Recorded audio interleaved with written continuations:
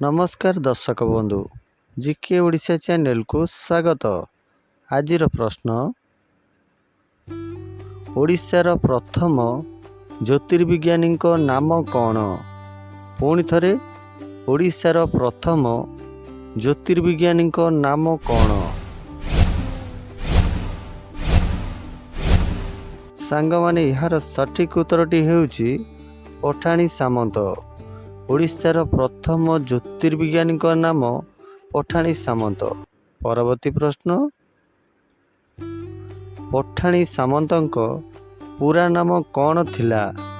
पुणी थरे, पठाणी सामंतक पूरा नाम कौन थिला?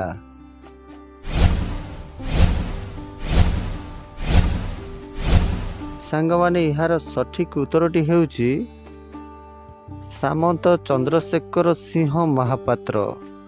पठाणी सामंतक पूरा नाम सामंत चंद्रशेखर सिंह महापात्र। परवर्ती प्रश्न, पठाणी सामंतक जन्मस्थान केउठी?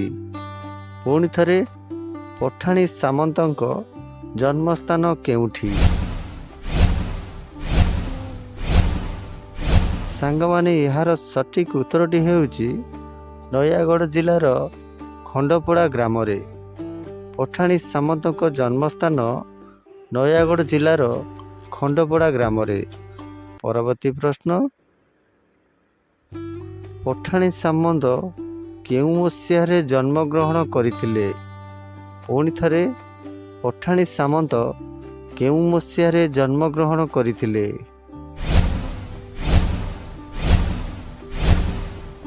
सांग माने यार सठिक उत्तरटी हेउची 1835 मसीहा डिसेम्बर 13 तारिख रे पठाणी सामंत जन्मग्रहण करथिले। एबे देखिबा संग परवर्ती प्रश्न, पठाणी सामंतक बापांक नाम कौन? पुणी थरे, पठाणी सामंतक बापांक नाम कौन?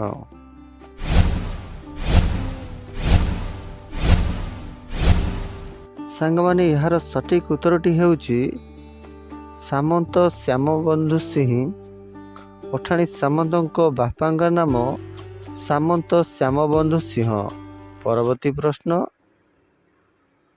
पठाणी सामंतक मांक नाम कौन? पुणी थरे, पठाणी सामंतक मांक नाम कौन?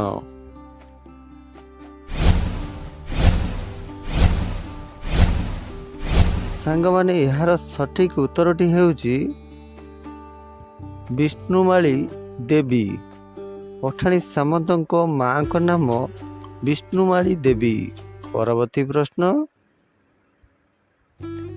पठाणी सामंत केते वर्ष बयस रे तांको बापांक ठारू ज्योतिष शिक्षा करथिले? पुणी थरे, पठाणी सामंत केते वर्ष बयस रे तांको बापांक ठारू ज्योतिष शिक्षा करथिले?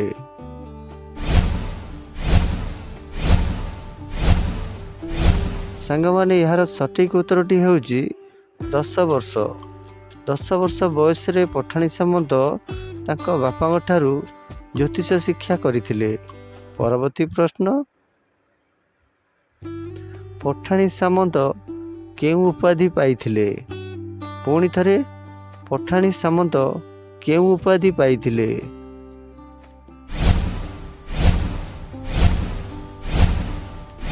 सांग माने यार सठिक उत्तरटी हेउची महामहोपाध्याय उपाधि। महामहोपाध्याय उपाधि पठाणी सामंत उपाधि पाइथिले। परवर्ती प्रश्न,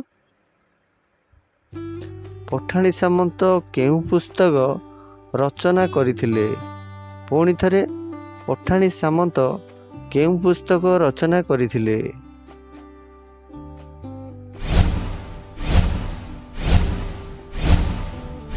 सांग माने यार सठिक उत्तरटी हेउची सिद्धांत दर्पण। पठाणी सामंत सिद्धांत दर्पण नामक पुस्तक रचना करथिले। परवर्ती प्रश्न,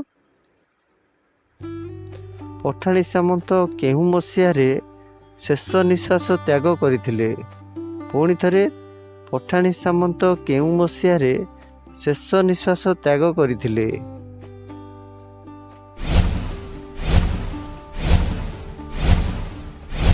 ସାଙ୍ଗମାନେ ଏହାର ସଠିକ୍ ଉତ୍ତରଟି ହେଉଛି 1904 ମସିହା ଜୁନ୍ 11 ତାରିଖ ଦିନ।